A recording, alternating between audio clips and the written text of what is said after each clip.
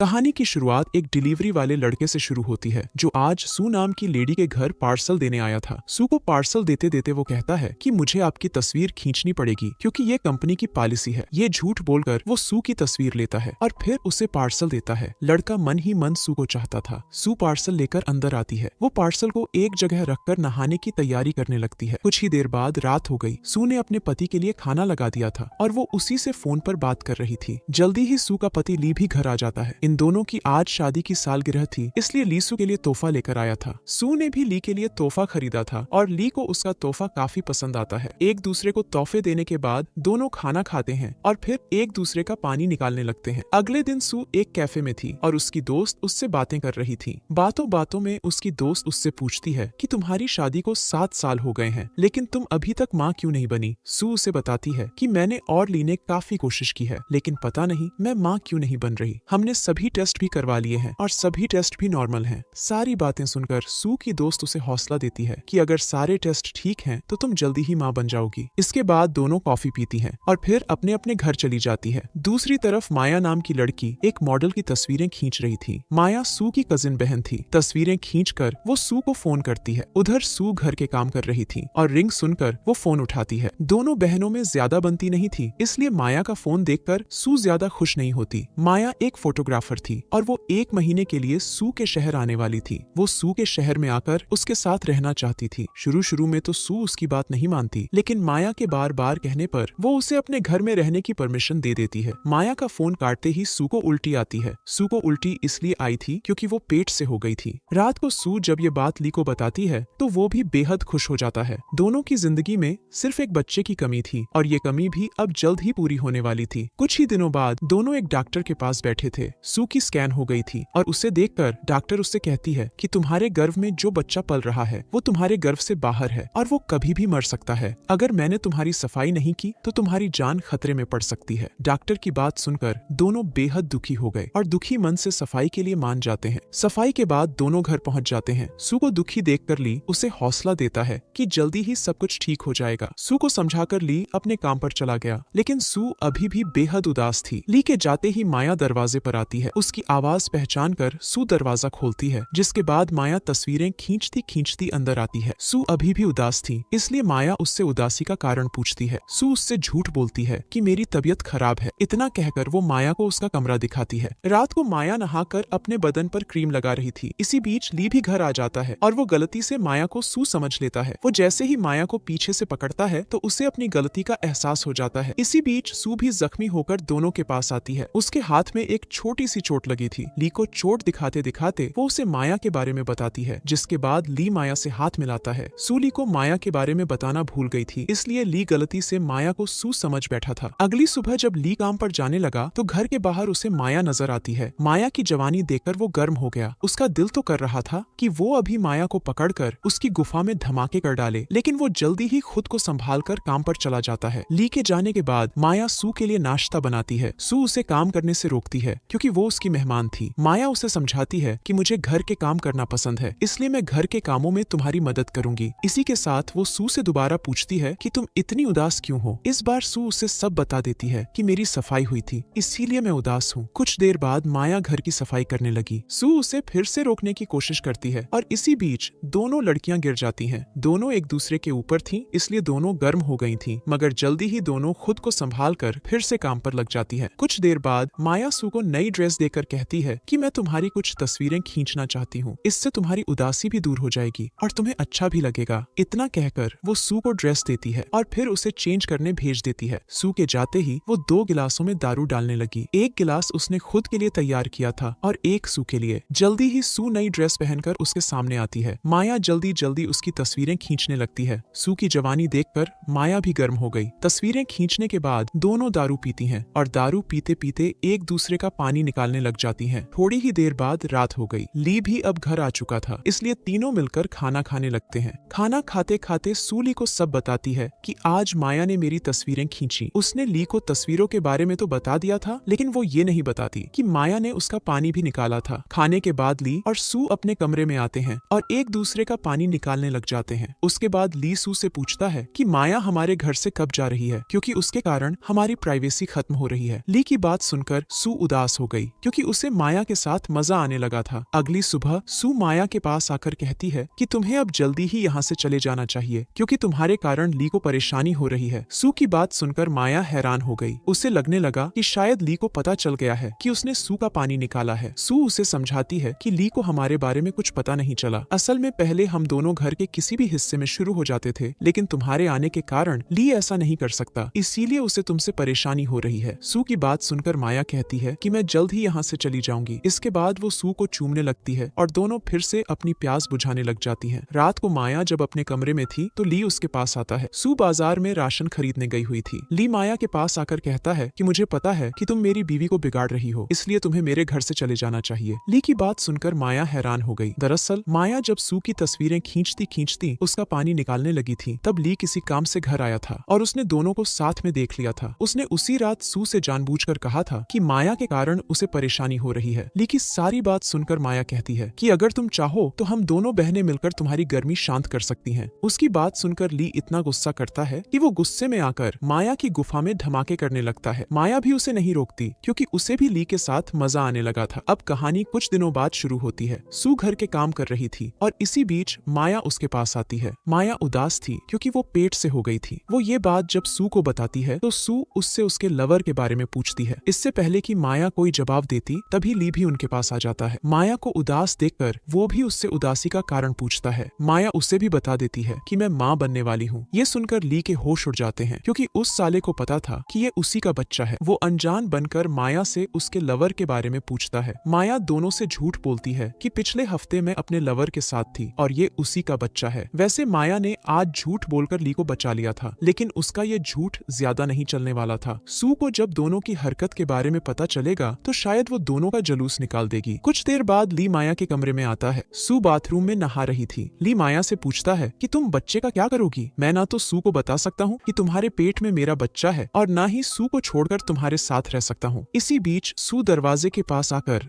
दोनों की बातें सुनने लगी। ली माया से बातें कर ही रहा था कि तभी सू दोनों के सामने आकर कहती है कि मैंने सब कुछ सुन लिया है सालों। माया उसे समझाने की कोशिश करती है कि मुझसे गलती हो गई थी, लेकिन सू कोई बात सुनने को तैयार नहीं थी। वो गुस्से में आकर माया को मारने लगी। जब ली उसे रोकने की कोशिश करता है तो वो उसे भी पीट देती है। दोनों को काफी मारने पीटने के बाद सू अपने कमरे में आ गई। कमरे में आकर वो काफी रोती है क्योंकि उसके पति और बहन ने उसे धोखा दिया था। अगले दिन दोनों बहनें कैफे में थीं। माया एक बार फिर सू से माफी मांगती है, जिसके बाद सू कहती है कि मैं चाहती हूँ कि तुम ली के बच्चे को जन्म दो। मैं तो ली को बच्चे का सुख नहीं दे पाई, इसलिए तुम उसे ये सुख जरूर दो। सू की बात सुनकर माया उससे वादा करती है कि मैं ली के बच्चे को जरूर जन्म दूंगी। कहानी के आखिर में माया अपने शहर वापस चली जाती है क्योंकि वो वहीं पर बच्चे को जन्म देना चाहती थी। इसी के साथ इस कहानी का यही अंत हो जाता है। हमारी वीडियो देखने के लिए बहुत बहुत धन्यवाद। अगर आप ऐसी ही वीडियोस के दीवाने हैं तो प्लीज मेरे चैनल को जरूर सब्सक्राइब करें। मिलते हैं अगली वीडियो में, तब तक के लिए नमस्कार।